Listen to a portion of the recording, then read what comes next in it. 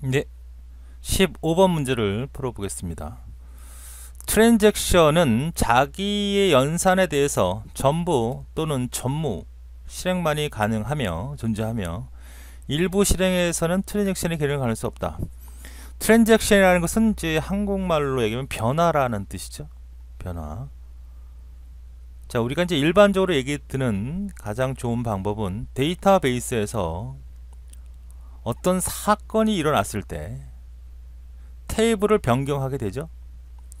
이 변경되는 요소에 대한 변화를 주었을 때 반드시 고려해야 될 특성이 있다는 얘기입니다. 우리가 보통 가장 일반적인 예를 들어보면 여러분 은행 있죠? 은행 계좌가 있을 거예요. 이것도 여러분이 입출금에 대한 DB에 관련된 테이블이 존재할 거란 얘기죠. 그랬을 때 여러분이 은행에서 입금과 출금을 하지 않습니까? 그럼 이 출금이 이루어지는 행위가 바로 트랜잭션이라고 보시면 돼요. 자, 그러면 우리가 가장 트랜잭션에서 중요 있게 봐야 될 네 가지 요소가 다음 같은데요. 자, 원작성입니다. 원작성.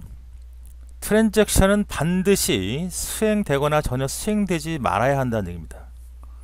자, 은행에서 내가 ATM기에서 자동 입출금기에서 돈을 뺐다고 했을 때 돈을 입금시킬 수도 있고 뺄 수도 있고 하지 않습니까? 정전에서 문제가 발생이 돼서 어중간에 멈춰서는 안 된다는 얘기죠. 완전히 성공을 하던가 아니면 다시 원상복귀해야 한다는 얘기죠. 응?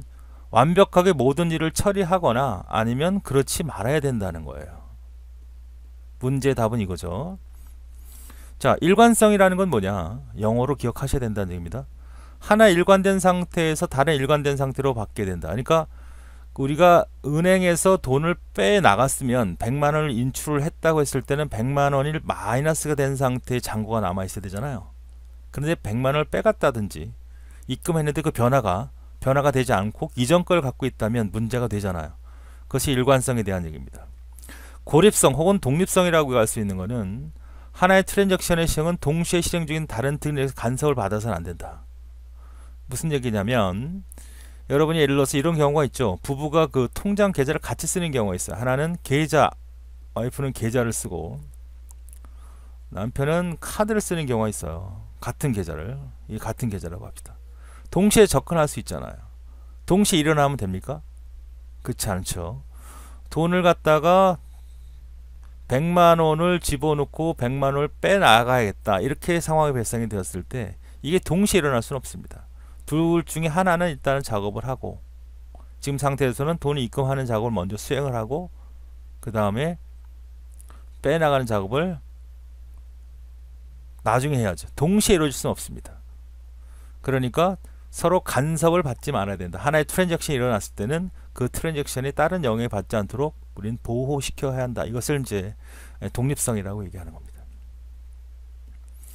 그 다음에 계속성, 연속성이라고 하는 것은 변화된 상태는 계속 유지돼야 되죠. 변화가 됐는데 아무런 트랜잭션이 일어나지 않았는데 어떤 변화를 갖게 된다 하면 그것은 잘못된 얘기다. 그래서 이 네 개의 설명이 되어지고 영문으로 답을 찾는 그런 패턴의 문제죠. 그래서 지금은 이 원자성에 대한 얘기입니다. 다시 확인해 볼까요?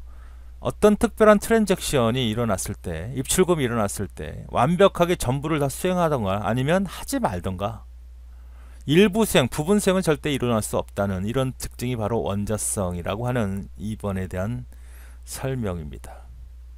자, 그래서 답이 몇 번이 될까요?